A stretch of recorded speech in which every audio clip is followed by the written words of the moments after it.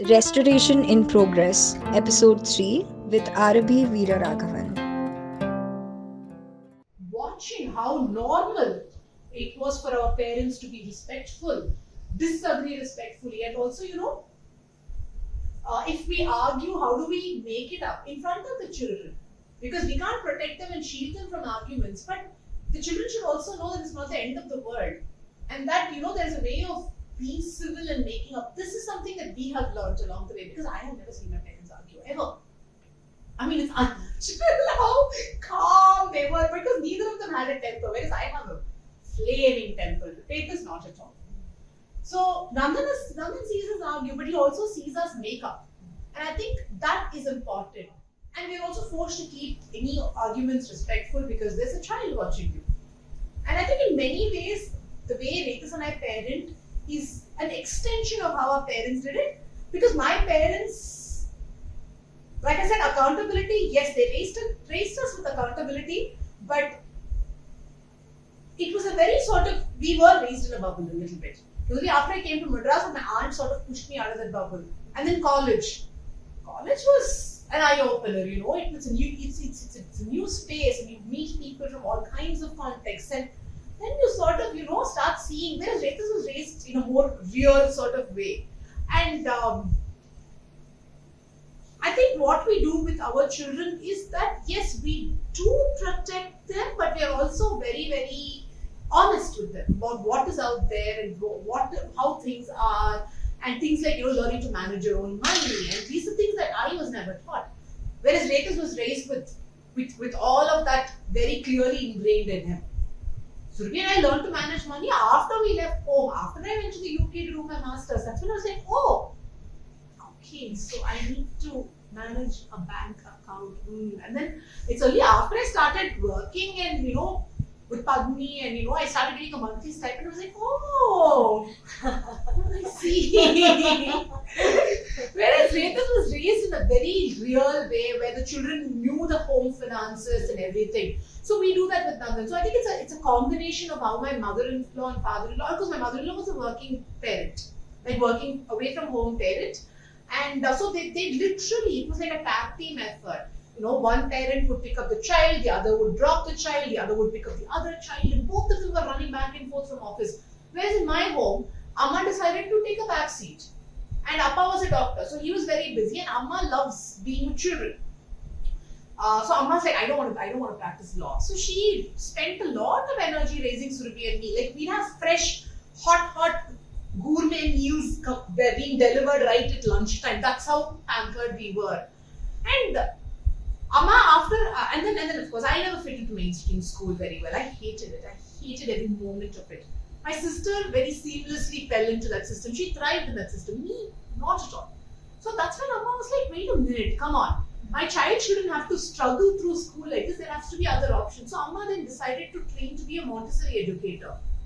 She's like, if I can't make a difference in my child's life, let me at least do that with subsequent, the kids who come after. So then by the time she finished her training, I was in like 6th standard or 7th standard, 5th or 6th standard. Then she started teaching in the school that we went to. She sort of brought in a pre-primary Montessori section right there in that school. And she was teaching for many, many, many years. And her first batch of students are just a couple of years younger than me, and they have their own kids now. And so Amma, I think as parents, they also grew with us. And in the same way, Rekas and I also grow with our children. And Nandan was a different child. Arudra is an entirely different child. And he needs to be parented very differently too. The core values remain the same, but you have to parent every child the way the child needs you to be their parents, right? It's a privilege to watch a child grow and to be able to raise a child. Your job is just to sit back and watch them become who they are supposed to be and who they are meant to be, and give them the tools that you can to help them get there. That's it. That's all you need to do. And that's it. I think that's how we were raised. And my husband decided to do MSc mathematics and not do engineering because music was his focus. And his parents were like, yeah, go for it. Middle class Madras parents, all the cliches. Yeah. They were like, it's fine. It's fine. You don't need to go to engineering college. Finish undergrad. And he said, I will do a postgrad. question. I think something that parenting has come to now be associated with is this power, right? Like, because there is this ego that comes in when we feel this sense of entitlement towards the child, and I'm saying this from the perspective of being a child. I think this is very common, right? So there is this, like, okay, I've given birth to you, so now you whatever, you don't say that you owe me something, but this is entitled behavior. No, it is very entitled. No. This is something which is, I think 90%, 95% of people that we know in our own lives have been parented that way. Right. Like a power trip. So much kid. Yeah. I did so much for you. I raised you. I gave up my life for you. Who asked you to give up your life for the child? Yeah. Who asked you to? Not once will my mother say, I gave up my life for you. She's like, no, it was my choice. Yeah. If I wanted to go practice law, I would have done it. I hated practicing law. I didn't want to practice law. She's like, if I wanted to go into the army after jumping off, airplanes with a parachute, I would have done it. But I didn't want to do it. Like, I wanted to raise children. And Appa was also like the most supportive partner. And my father's family also would have just blindly backed my mother. My grandfather was all for the girls. He made all his daughters finish 2 degrees. Most of my aunts didn't want to. He said, I will not get you married unless you finish your 2nd degree. Some of my aunts are like, after school you get married. And he's like, no, go to college. So Tata was very, very sort of pro-education, and this is your way out of everything, education. But that again is a very that generation thing to do. My parents' generation took it a step further. Right. All of us did whatever we want. I have a cousin who's an art historian. There's me who did a degree. I still remember coming to Appa and saying, I finished my undergrad in Stella in English, and then I came to my father and I said, listen, I'm going to go to the UK. He said, okay, I'm going to go study contemporary dance. And he's like, okay. He just looked and said, okay. I said, oh, you're paying for it because, there are no scholarships for it. I said, I'll take a loan. He said, no, don't take out a student loan. I'll fund your degree anyway. I budgeted for that while I raised you. And he's like, see, you want to be a dancer, you're never going to be able to pay that loan back. So let's be real. It's fine. I will take it on myself. I will take a student loan on. I was like, okay, I'm so shameless. I'm like, okay. This is like, you just said okay, huh? Yeah. So shameless, I have to say.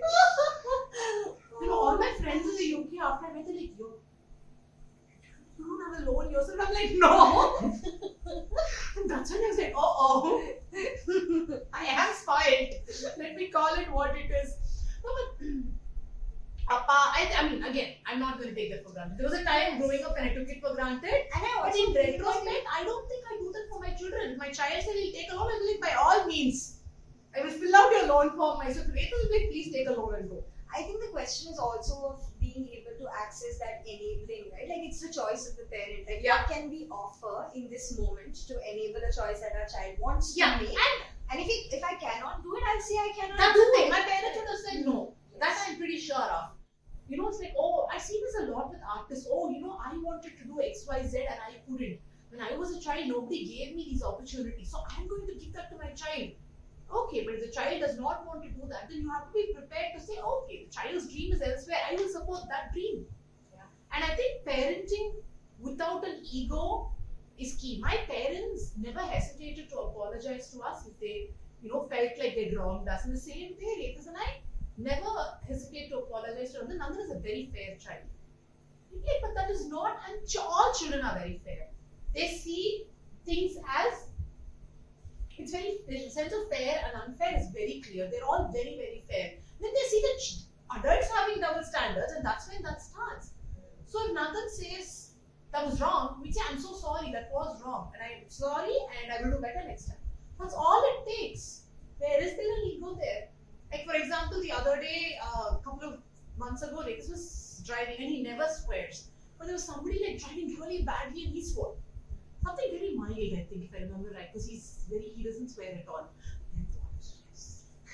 So, and then Nandan just looked at him and said, Appa, if that voice comes out, you're going to get a lecture.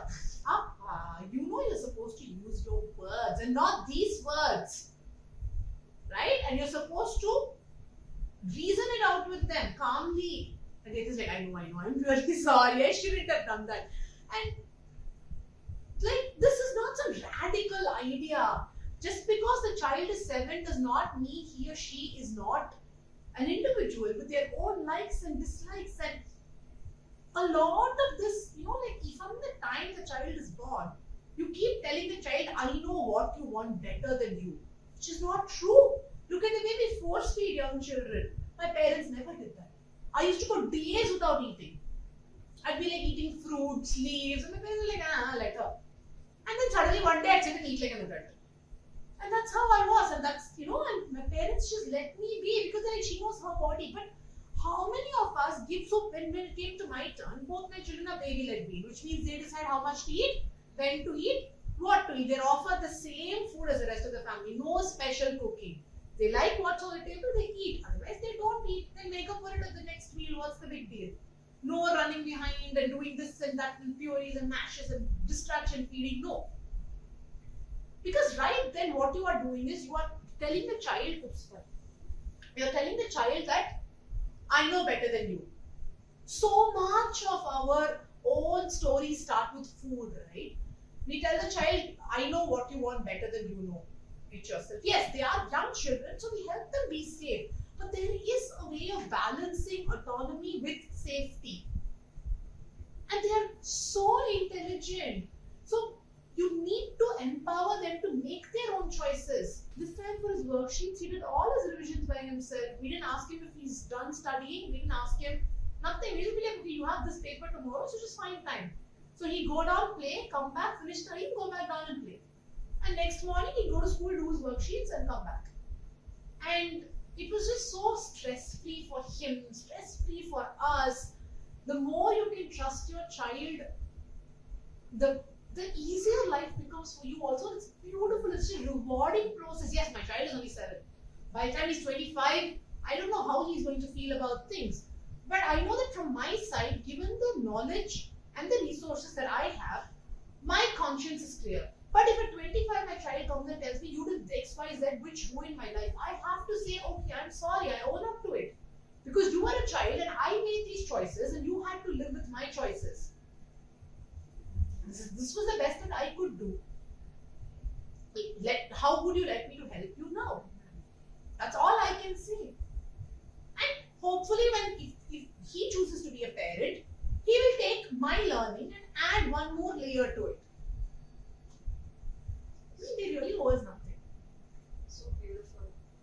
This balance between autonomy and safety, right?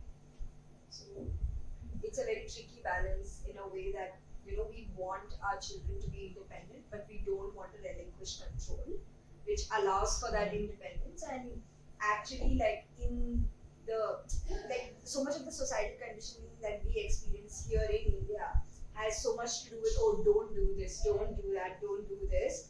And what is told to us as boundaries are actually choices made from a place of fear. Absolutely. Right? So, something I'm especially wondering, as women. Yes. So, how do you see that balance between autonomy and safety? And for whoever is a parent or is thinking about parenting or caregiving, and trying to understand this part of themselves, like how would you, what's your perspective on this? I think this is this is a little bit of a sort of balancing act here, and every family has to find their own midline. And people will be like, oh, shut up, you're raising boys, you're not raising girls. But my thing is, honestly, if Rekha and I were raising girls, we had this conversation. Raising girls, we'd raise them no differently. For me, I have grown as an artist from that stage. That stage moham, as we would say in Tamil. This infatuation with the stage.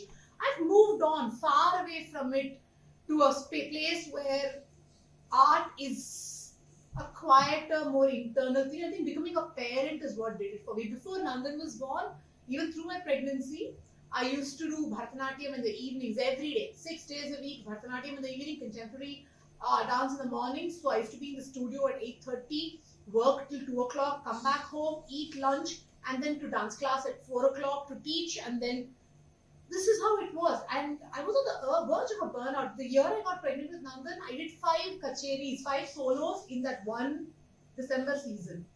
Wow. it was ridiculous. That's how everybody around me was working too. So that felt very normal.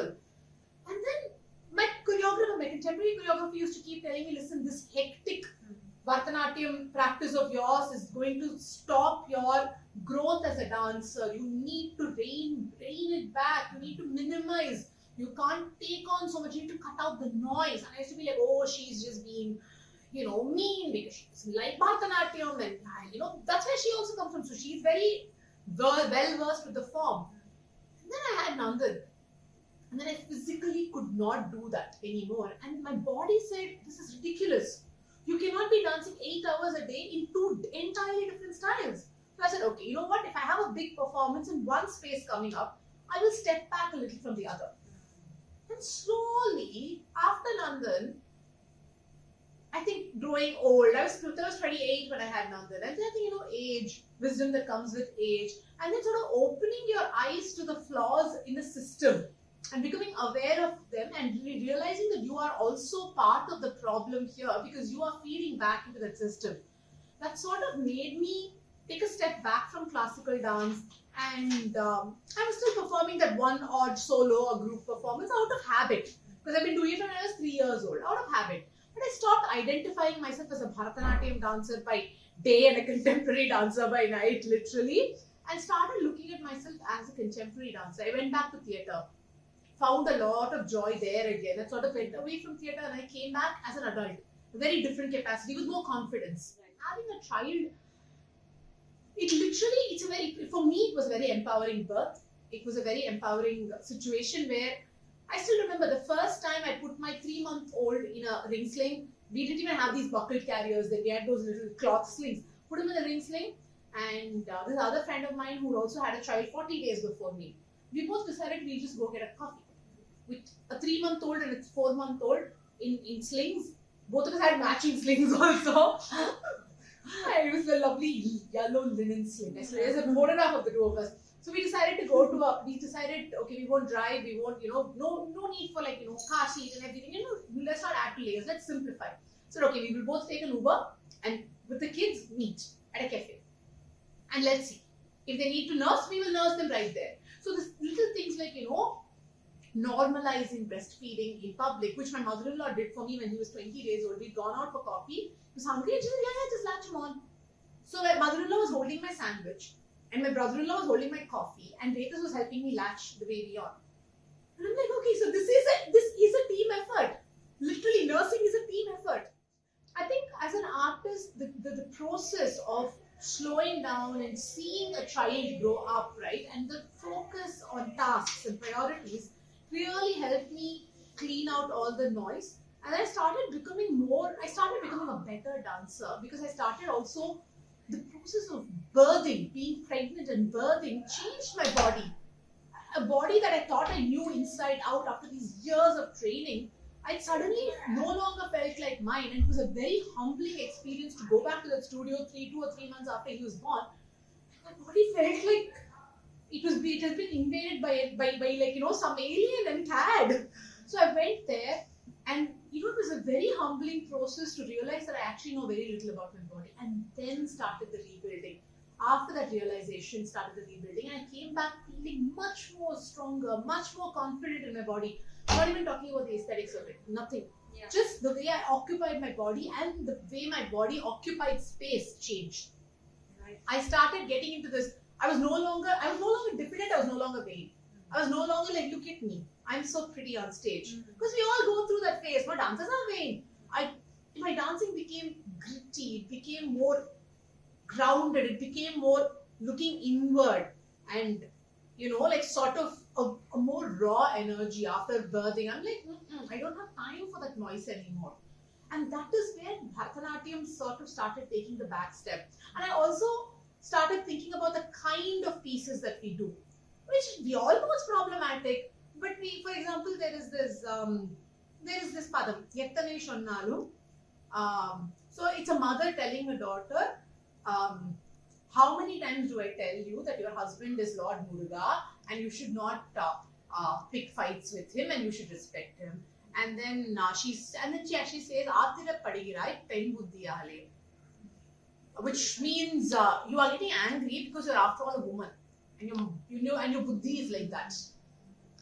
And I've done this padam all these years. My convenient excuses, that's a padam. I should take it in context. But how much longer am I going to feed into this? Right? Because as a parent, there are eyes on you all the time. And to those eyes, what you do is the foundation for their... And it really gives you, I won't say it forces you, because that's an option. It gives you the chance to be a better human being and subsequently a better artist. Whether you want to take that option or not is entirely your call, because not all of us can afford to as well. Some of us just have to do what we have to do. But I was able to at that point, and it's a process, it's a long process. There's a senior dance teacher who apparently used to say, how can you do a javali about viraha or longing and lust if you have never had sex? And that is the truth, right? Yes, you can read about it, but those experiences do change you as a person. And contemporary dance is already so embodied. And to me, that makes sense now. Today, contemporary dance seems to be truest to how I feel. And theatre, somehow I'm going back to theatre a lot because I've always found comfort in words. I have always loved words. So, the spoken word is sort of, I'm finding my space there again. And this time I'm able to go on stage not wondering how I look. Okay, am I catching them? But as an artist, you have to be aware of all of that. It's part of you. Am I catching light? Am I this? This is my optimal angle. Is my voice being all of that? But beyond all of that, you have to grow beyond all of that to become someone who can be what that moment requires you to be on stage without being caught up. You can't be Aarabi playing XYZ. You have to be XYZ. And I think that only comes from age, the ability to understand, humbling yourself. We all start out very cocky and very vain. When we're artists, oh my God, we're like this, we're so this, that. All these, these conditioned baggage about dancers. Oh my God, you're a dancer, so glamorous. There's nothing glamorous about dance. It's injuries. Every part of my body has an injury which I have willingly brought on, knowing that if I do this movement, I will end up with an injury. But I still do it because this is what will give you that impact. I will safeguard my body but there is wear and tear on my body because of what I'm doing. We willingly sign on to all of this, nothing. And there's hard work. We work 6-7 days a week. This time after Arudra, I was given the go-ahead to gently start training by 2 weeks. And that itch to get moving comes into you again. It's hard work. Behind every performance that you see, which gives you that half an hour's break, there is hours and hours of rehearsals. There's heartbreak. There is, frustration. There is problems of funding, logistics, everything. And then we put all that baggage at the stage door and come on stage to inhabit another person, another persona. And that theatre gives me. Contemporary dance is honest. There's so much honesty. People, there's nowhere to hide. You don't have costumes to hide behind. You don't have makeup to hide behind. You're barefaced and you're wearing this plain, simple something. And people can see every twitch. The movements are so contained that people can see every twitch of your fingers. And if your feet, like your toes wiggling or your fingers not resting, can be so jarring. So then you have to really bring that stillness into your body, and there is nobody filling up that space and that stillness for you. What then do you bring into that space to find comfort in that stillness? That was very powerful. Thank you. And it's so incredible that, women talk of birthing as being a transformative experience and suddenly coming back in touch with your own body. And I feel like, you've been practicing dance for so many years, which is essentially through your body. Yeah. And if this experience was able to deepen on top of that, it changed me. It changed the way I stand. It's changed the way it's changed the very orientation and mobility of my spine. And to me, the sartorial choices that women make every day is fascinating. Yeah. You know, like if you go into a bank in South India, you see the most impeccably dressed women. They'll be like pinned and pleated saris, mallipu, neat jewelry, you know, everything in place, just so beautiful. Every day on Fridays, they'll all wear pattu podava. You know, like it's, and that one community. And then they will be like, you know, there'll be people coming to the bank to sell things. And you know, I used to be like, my God, and all teachers going to work. There is just so much, you know, that cotton sari. I remember Amma going to school every day, you know, in her cotton sari. And it was just such a, the choices that you make, it reflects so much on your own context and tells so many stories. And to me, and then there are also women opening up and making themselves vulnerable on social media. My thing is, you know what?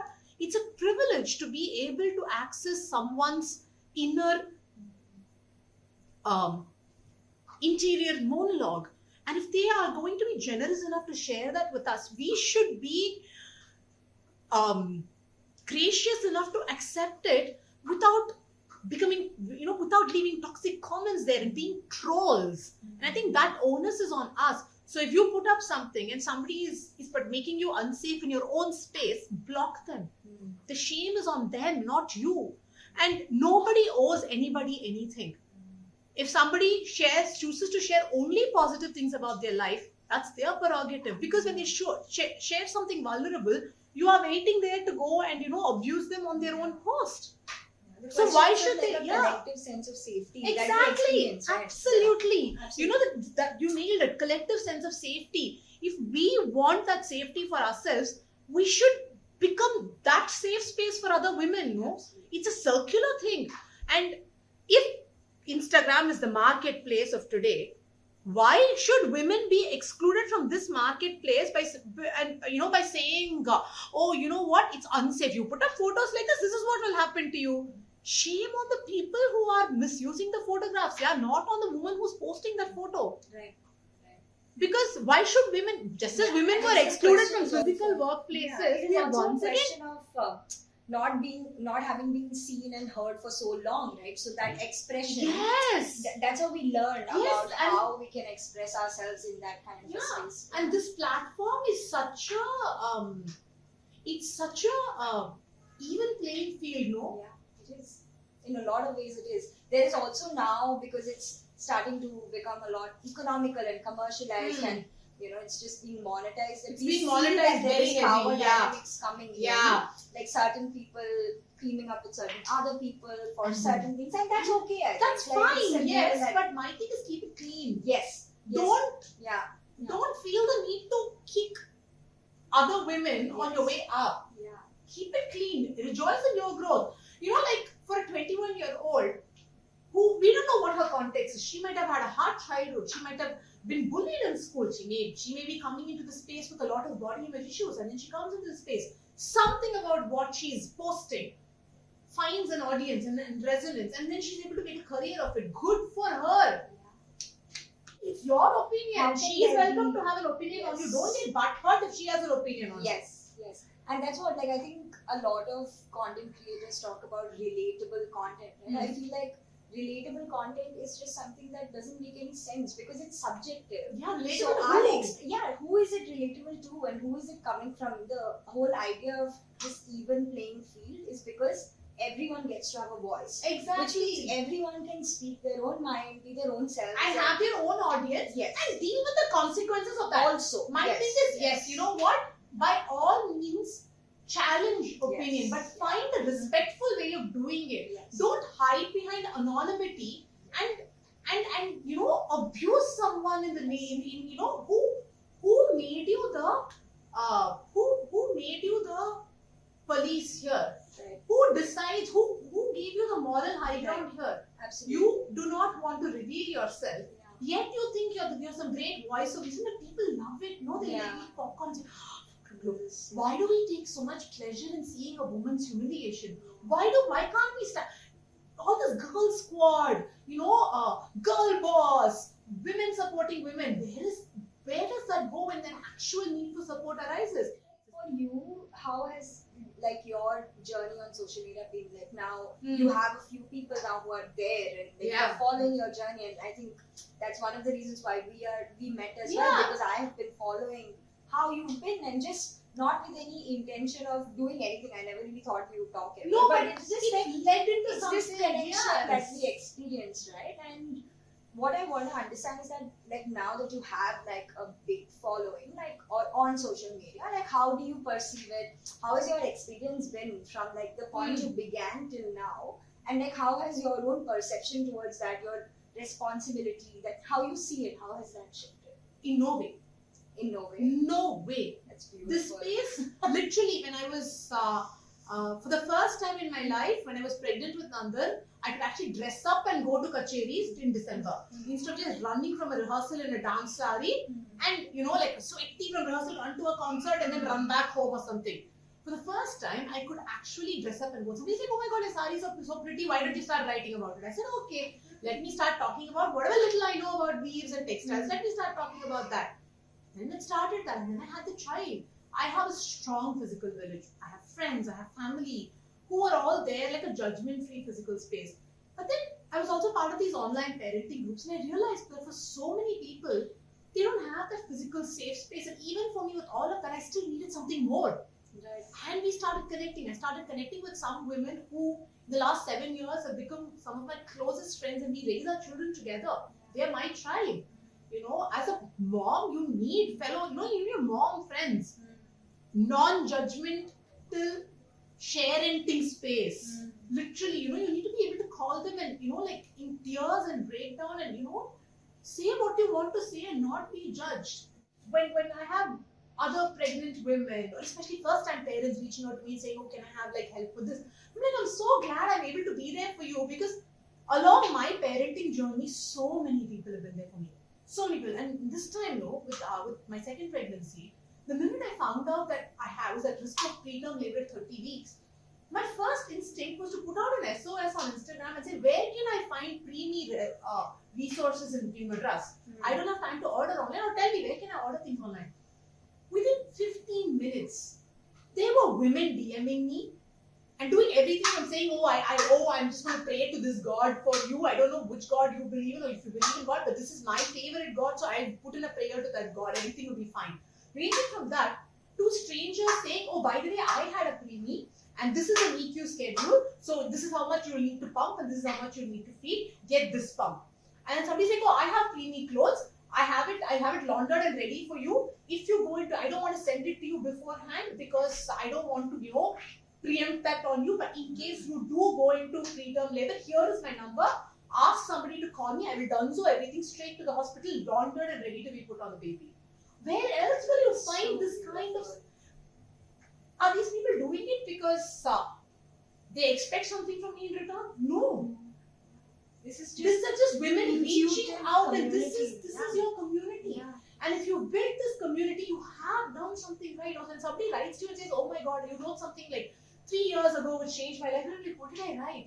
That's when you realize words have power. Something that you just didn't, it's not some exceptional thing. Everybody does it, right? Something that somebody might have said years ago might have changed you without them realizing it. Then you realize, okay, I can be that person for other people too. Most people that now we see coming online also struggling with, right? Yeah. Like how to be authentic in that space. Like, it's just, as you said, like another medium to access something, but the person that you are is the same person at home. Yeah, on no, Instagram, but I think that wherever. authenticity is a double-edged sword, no? Yeah, it is. You can't just open up your private life to Absolutely. everybody if you're not comfortable with it. Yes, authenticity is about acknowledging Yeah. what is present to us in any moment. Right? Exactly. I might be uncomfortable. That's my authentic state at that time. Yeah, and remembering that you always have the choice to put up only what you want to put up. Yeah. Yes, I in the last couple of years, I do take on like some paid partnerships with brands, because why not? Yeah. But this will be brands that I 100% swear by. And I'm like, you know what? Great. I already use your product. So if you want to pay me for it, why not? My conscience is clear. Of course. Yeah. I'm using this on me. I'm using this on my child or whatever. That to me is my authenticity. That's my truth. Yeah. And that is what I will stick to. I have that option to make the choice, because this is not my source of income. Right. Yeah. This is not the job that pays my rent. If it's a job that pays your rent, you may not be in a position to make those moral choices, by Yes. moral quote unquote, Absolutely. It is a matter of privilege. You may not be able to make Yeah. those choices, because it's a job that pays the rent. That's also fine. Yeah. acknowledge it. Yes, I think it's just that awareness that I'm choosing this. This is how I truly feel. Yeah. This is the intention of making this choice. That's all. Like, Exactly. It's not that Honesty one choice to is- yourself. yeah, it's because not you that don't one know choice anything is better anybody. than the other. Exactly. It's not like what we are doing is Absolutely. superior or something else is inferior. No, Nothing. absolutely. They're putting food on the table. That is the Yeah. best thing you can do for your children and your family. My thing is, just remember that there are other people's children who may be impacted by what you put out there. Yes, yes. So That's just the be responsibility. aware. You're not going to get a gold medal for it because that's the least you can do as a parent. Right. Watch out for other people's kids also. Because we can no longer afford to say, oh, I just need to protect my children. No. The way the world is, we need to create a collective safe space for all our children. Thank you. Thank you so much. It was beautiful. Thank you. It was so lovely. Does it feel like we're meeting for the first time? I know. Right? Yeah. Thank you. Thank you, Vishwas. Thank you. For being our And thank you for the trusty guide. babysitting. Yes. Please come back soon.